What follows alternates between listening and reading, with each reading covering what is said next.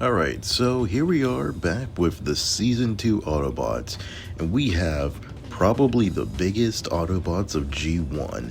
It is the one, the only Omega Supreme. Who cares? Decepticons are gone! Oh no, look! It's Omega Supreme! Introducing the Autobots Omega Supreme Defense Base. It comes with a motorized tank with flashing turret lights. Probably like the strongest and the most powerful, but honestly, in my opinions, one of the Autobots and just overall characters in G1 and just Transformers media alone that has so much depth and character to him. Because he is a hulking beast. He is like a gigantic titan.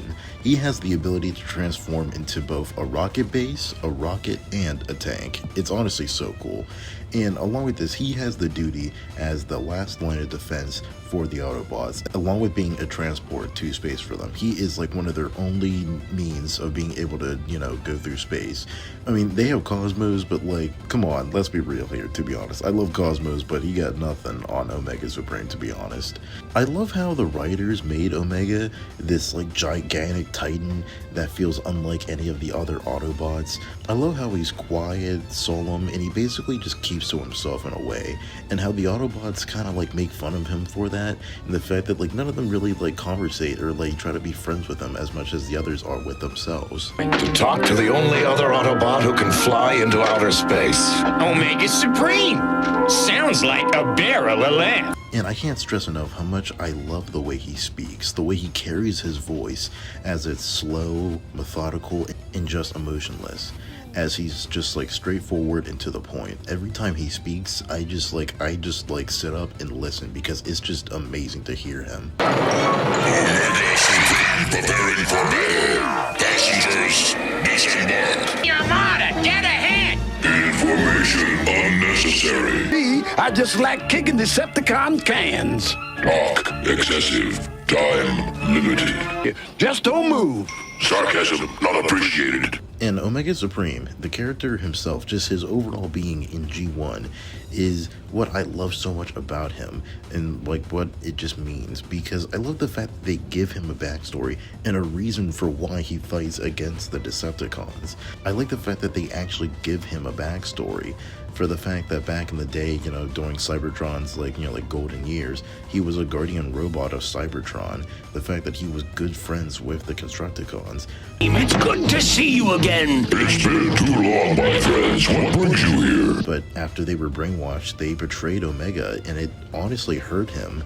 The fact that like in the episode we see him like desperately like trying to get his friends back to the way they were, it's honestly heartbreaking to see that he's like unsuccessful, and the fact that he'll never get to have his friends again. My friends, my city. Oh, God. Megatron's work. And in doing so, he is just like left emotionally damaged, as because him trying to save his friends, he's like left without any feelings because of his altercation with them.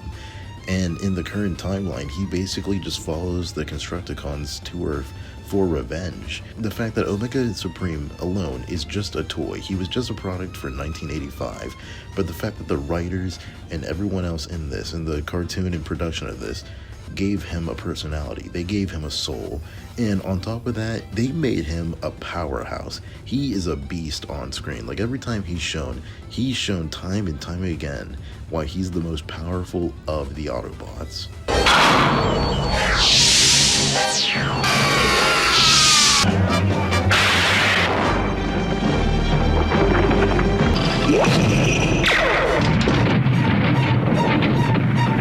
Repairs complete. Omega Supreme. Like, I love in Blaster Blues the fact that he could just like single-handedly like just pick up Megatron like a toy. It is one of the funniest clips in all of G1 history, in my opinion. Release Autobots. Megatron. Never! Release them. I also do appreciate the fact that they have him like limit his power. You know, he's not just like an all around powerhouse. I like the fact that like with him being like with his size and power, he does need to like consistently like, you know, like he needs energy. He needs to be constantly recharged and he constantly needs to be like replenished. Like every time he makes a trip, he basically is like unable to transform because he needs energy or else he'll just like completely just like shut down. To reach Titan, energy output 97%.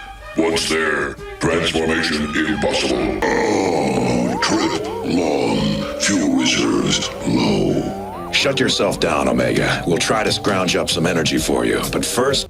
I also do like the added detail, the fact that Omega Supreme is such an like outdated model, because Astro Train mentions this in Blaster Blues, but I like the fact that he's like in like one of the oldest models in Transformers history, and the fact that he's like still able to function. Face it, Omega! You're too outdated to catch me! As with this, he's a part of the Guardian robots from back in the day. It's even shown like he is very similar to them for how they were like modeled back in the day, but of course he's given his own like personality and of course his like toy colors, of course. And that's what I really appreciate, the fact that like he is different from the rest in many different types of ways, in both his personality, his voice, his hulking figure, and just in general of how much he just carries the Autobots.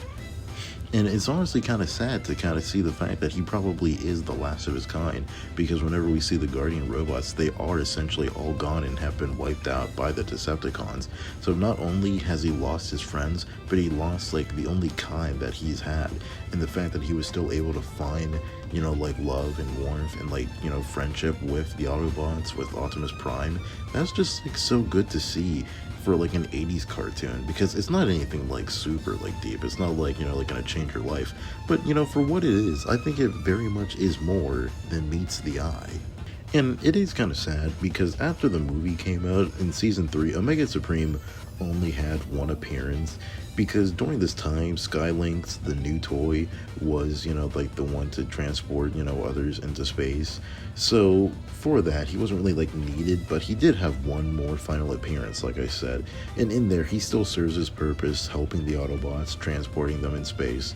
And while it is very brief, I think it is still good to show the fact that he still has a purpose for the Autobots. He still serves them well and still has a place in their ranks.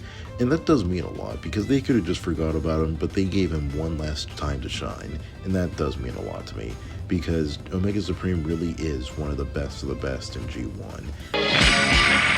Another time, Autobots. There really is more than meets the eye with this character, and that's why I appreciate him so much. But yeah, that's really it. Thank you for watching. This video really did mean a lot to me, because he really is one of my favorite characters. Like the Secret of Omega Supreme, that is one of my favorite G1 episodes. But yeah, that's really about it. Don't forget to comment, like, and subscribe. Tell me what you think about Omega. It doesn't have to be from G1. It could be from like animated or like the old, you know, like PlayStation 3, Xbox games, and yeah, anything really. But yeah, that's really about it. Take care, like and subscribe, and remember, there's more to you than meets the eye. You're as good as they come. Compliment appreciated.